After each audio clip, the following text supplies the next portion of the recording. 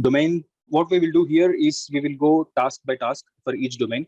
As I mentioned, first domain people will have 14 tasks, and then domain 2 will have 17, and domain 3 will have 4 tasks. So I'll take you through each task independently.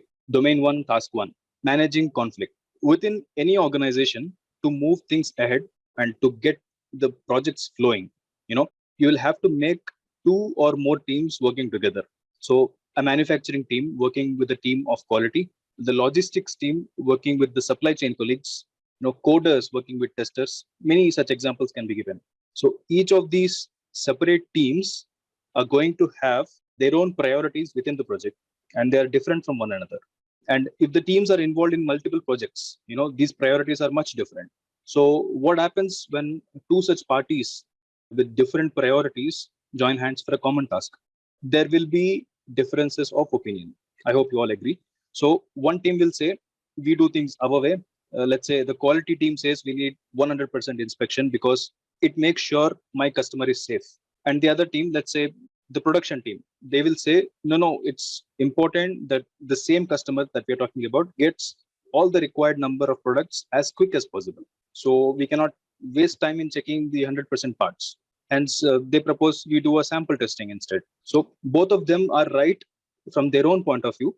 But when it comes to organizational benefits, both these options have to find a compromise.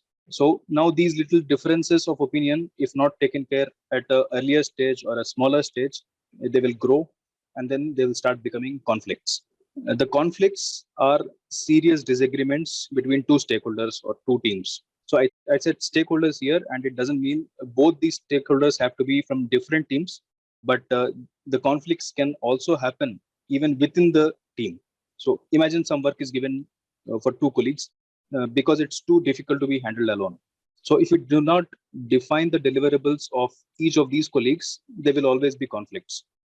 Also the case when the work of a stakeholder is dependent on the work of another stakeholder, and then there is a constant delay in the delivery because of which the work of the other stakeholder is getting delayed. So that's another reason for conflict. So the project manager has to solve these conflicts. In fact, this is one of the most important purposes of having a project manager's role in the organization. I hope you all agree. And the PMI expects the project manager to solve this task of conflict management using the 3 enablers mentioned here. What does it say?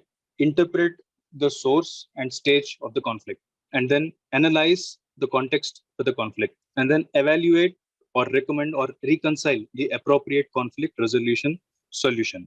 Interpret the resource and the stage of the conflict, right? We need to identify the root of the problem and to what level this has gone to. If the stakeholders has already escalated these things to a higher level, it's much worse to handle.